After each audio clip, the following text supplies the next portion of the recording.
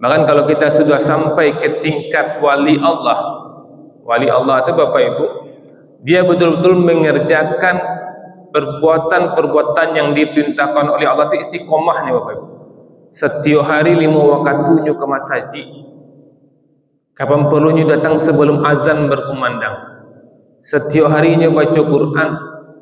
Setiap harinya silaturahmi. Setiap harinya berinfak. Tahan emosinya dan ini istiqomah di situ sampai ke tingkat wali. Itu Allah yang mendampinginya Bang. Perbuatannya, perkataannya, pendengarannya Allah yang mewakili. Apakah di wali Allah seperti tidak diuji? Tetap diuji. Karena dia berjiwa. Wali Allah, Nabi, siapapun dia, statusnya manusia pasti diuji. Sabbihisma rabbikal a'la alladzi khalaqa fasawwa.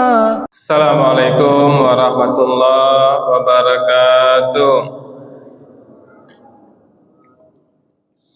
A'udzubillahi minasyaitonirrajim. Bismillahirrahmanirrahim. Alhamdulillahirabbil alamin. Asyhadu an la ilaha illallah wa asyhadu anna Muhammadan abduhu wa rasuluhu la nabiyya ba'da. Allahumma shalli ala sayyidina Muhammad wa ala ali sayyidina Muhammad. Ibadallah, ittaqullaha haqqa tuqatih wa la tamutunna illa wa antum muslimun. Faqala ta'ala fi kitabil karim, a'udzu billahi minasy syaithanir rajim. Bismillahirrahmanirrahim. Kullu nafsin za'iqatul maut wa nabluukum bis-sarri wal khairi fitnah wa ilaina turja'un. Shadaqallahul azim. Bapak-bapak, ibu-ibu yang kami muliakan dan anak kami yang kami banggakan, alhamdulillah Bapak Ibu, bersyukur kita kepada Allah walaupun dalam kondisi hujan, dingin, alhamdulillah kita masih mampu hadir di masjid ini Bapak Ibu. Makin berat ujian satu ibadah, seolah makin besar pahalanya. Bisa kita bayangkan proses Bapak Ibu untuk hadir kemari, hujan disertakan angin Bapak Ibu ya. Itu banyak bisikan-bisikan yang masuk itu Bapak Ibu. Anda ke masjid. Allah tahu kan hari hujan. Itu mati lampu. Itu angin kencang loh. Beko jatuh batang kan ayawa. Abilah besok kan ada subuh. Besok cek lain ada subuh. Itu ada bisikan-bisikan itu Bapak Ibu. Tapi alhamdulillah Bapak Ibu, bisikan-bisikan itu bisa kita tepis. Seperti Ibrahim juga mendapatkan bisikan-bisikan Bapak Ibu. Mengalau di Dabiana tuh. Nah, mungkinlah di Dabiana. Ismail juga mendapatkan bisikan-bisikan. Jana Mose menangan kecapa masa nyawa ke dia bisikan-bisikan. Siti Hajar juga dapat bisikan-bisikan Bapak Ibu. Dan padian suami itu menyembelih anak kerajo itu. Maka bisikan-bisikan ini selalu ada Bapak Ibu. Maka kita bersyukur alhamdulillah.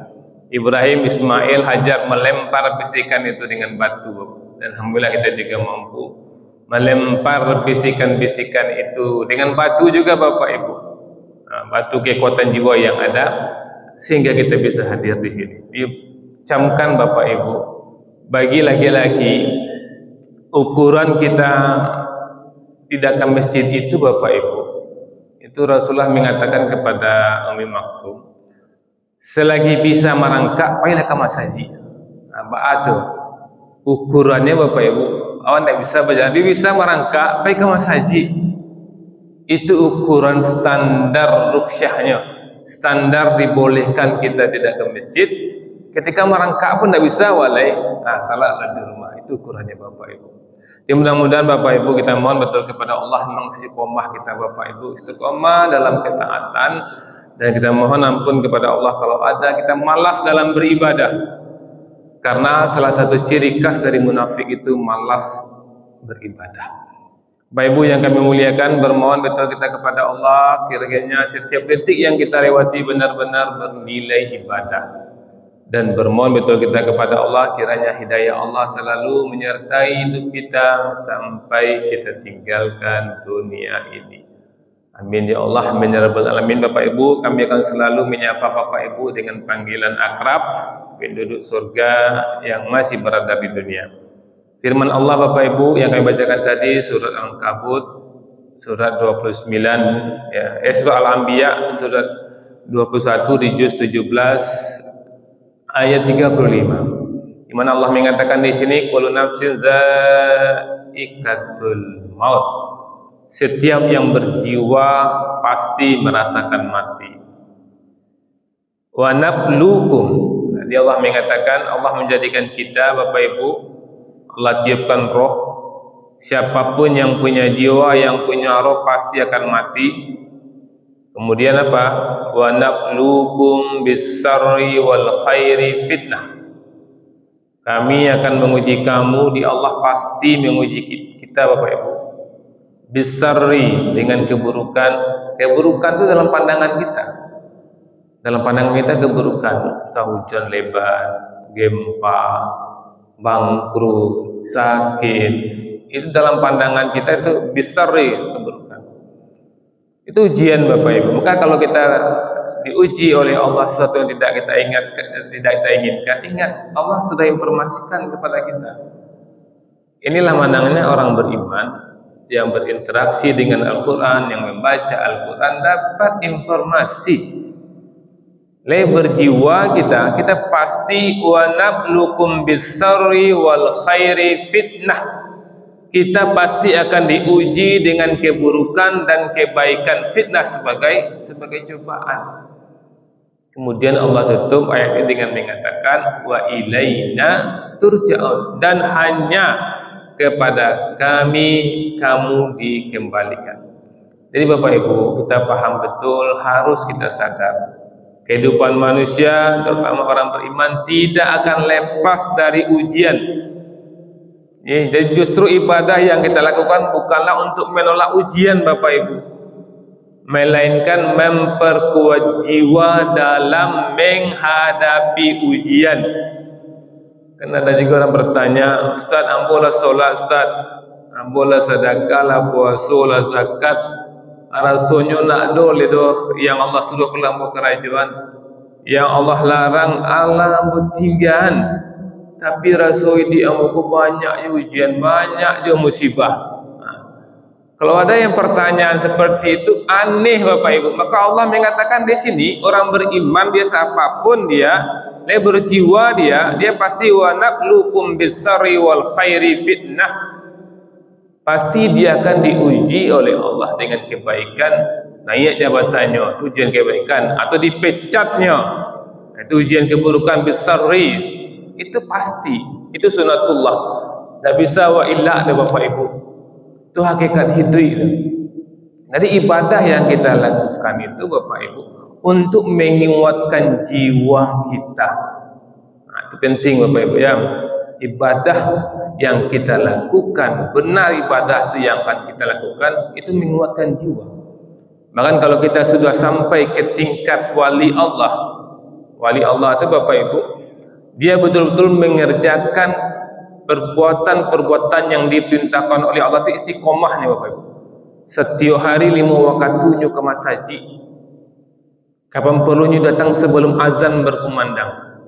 Setiap harinya baca Quran. Setiap harinya silaturahmi. Setiap harinya berinfak. Tahan emosinya, dan ini istiqomah di situ sampainya ke tingkat wali. Itu Allah yang mendampinginya Bapak. Perbuatannya, perkataannya, pendengarannya Allah yang mewakili. Apakah di wali Allah seperti tidak diuji? Tetap diuji, karena dia berjiwa. Wali Allah, Nabi, siapapun dia, statusnya manusia, pasti diuji. Bedanya apa Bapak Ibu? Ketika wali Allah kita sudah sampai ke tingkat wali Allah itu, ucawana sampai ke tingkat itu. Ketika diuji sebantasnya, anaknya meninggal, saudaranya meninggal, katanya tak bakal. Sebantas terasonya, sebantasnya, sedikit saat itu hilang boleh. Karena orang yang lah sampai ketika itu wala khaufun alaihim wala hum yahzanun. Ndak ada rasa takutnya dah. Ndak ada rasa sukacita. Ndak kacaminya dah bapak ibu. Naik pesawat misalnya bapak ibu, ndak caminya dah. Mereka goyang pesawat ndak jatuh mereka ndak. Kalaupun ada pikiran dibisikkan setan langsungnya tipis sekali. Ya yakin ini akan kembali kepada Allah. Ini pasti akan diuji oleh Allah. Maka apa yang harus kita kerjakan Bapak Ibu? Apa yang harus kita kerjakan? Kita yakin apapun yang terjadi itu dari Allah, Allah menguji kita. Itu Allah katakan dalam surah Al-Kabut di surat ke-29 juz 20 itu Bapak Ibu di ayat 1 sampai 3 alif lam mim. Ahasiban nasu ayyutraku ayyaqulu amanna. Apakah manusia mengira bahwa mereka akan dibiarkan hanya dengan mengatakan beriman, wahum la yuftanun, dan mereka tidak diuji. Tidak bisa kita beriman saja. Allah uji, pasti diuji. Ya beriman ibu, ya Allah uji ibu. Pak ujiannya pak, dapat suami misalnya ujian, misalnya suami tidak perhatian kawan. Ketika suami tidak perhatian deh, pak Allah. Suami yang pun tidak perhatian, ambolah tahajud, ambolah salat, ambolah baca Quran, tapi suami ambo modeliku perangainya. Kalau ada yang berkata seperti itu berarti tidak beriman dia Bapak Ibu. Dia menyangka hakikat berumah tangga, hakikat bermuamalah untuk mencari kebahagiaan. Banyak orang seperti itu Bapak Ibu. Kenapa berumah tangga? Biar bahagia. Bakok karajo biar bahagia. Bakok sekolah biar bahagia. Tidak seperti itu orang beriman Bapak Ibu. Kerja berumah tangga bagian dari ibadah, dan ibadah itu dia niatkan kepada Allah Subhanahu wa taala. Maka kalau mulai sekarang Bapak Ibu dengan meyakini ayat ini, pertama surah Anbiya ayat 35, kita semua pasti diuji dengan kebaikan dan keburukan, kita akan kembali kepada Allah. Kemudian Al-Ankabut ayat 1 dan 3 ini Allah mengatakan bahwa kita tidak bisa mengatakan beriman saja. Dan Allah mengatakan di ayat ketiganya Bapak Ibu, walaqad fatannal ladzina min qablihim, dan sungguh kami telah menguji orang-orang sebelum mereka. Falya'lamanallahu allazina sadaqu wa la ya'lamannal kazibin.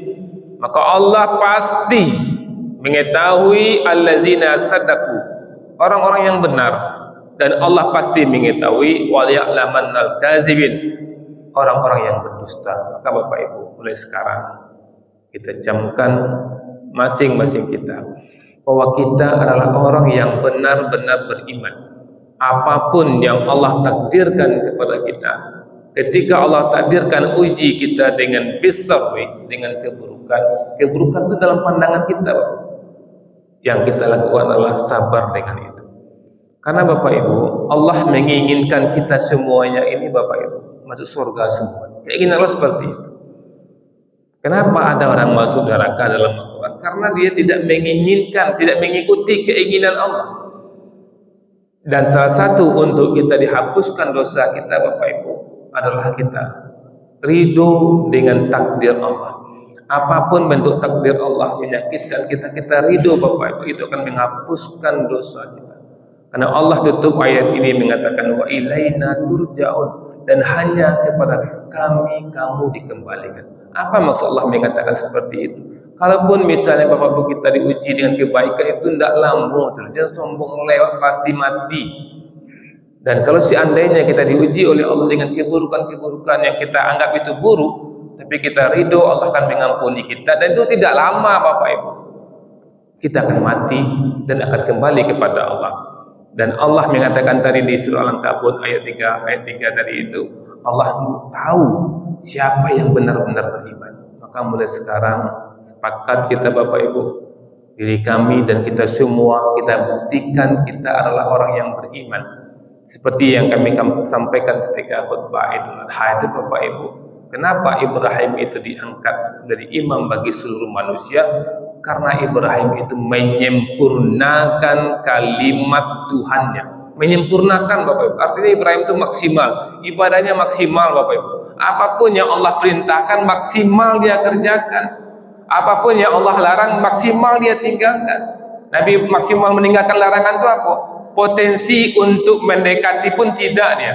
Ibrahim itu jangankan berbuat dosa, mendekati dosa pun tidak. Itu orang yang sempurna meninggalkan larangan Allah. Dan begitu juga dia sempurna mengerjakan apa yang Allah perintahkan maksimal. Kan pernah digambarkan Bapak Ibu Nabi Ibrahim itu sedang anak sapi, sedang makan anak sapi rencana. Tiba-tiba ada tamu. Tiba tamu anak sapi nakanya makan sekeluarga itu nyuguhkan ke tamunya. Kenapa? Dia maksimal dalam melayani tamu. Maka Bapak Ibu, kalau kita ingin menjadi imam bagi seluruh manusia dan ingin menjadi wali Allah, tidak ada rasa takut, maka maksimallah kita dengan perintah Allah. Ketika subuh ini hujan lebat, kita rasakan hati kita memang tak bisa buat baik topa'ah. Kalau masih bisa, maksimalkanlah, kita sempurnakan itu. Dan itu juga marilah kita berusaha semaksimal mungkin menjauhi hal-hal yang berpotensi dosa. Jangankan mengerjakan dosa, yang berpotensi dosa pun tidak kita lakukan. Tidak akan melihat gambar-gambar yang tidak selesai berpotensi dosa seperti itu. Dan juga tidak akan bergunjing, tidak akan mendengarkan orang bergunjing. Apapun yang berpotensi dosa tidak kita kerjakan. Sehingga kapanpun kita kembali kepada Allah, kita kembali dalam keadaan selamat. Banyak maaf. Assalamualaikum warahmatullahi wabarakatuh.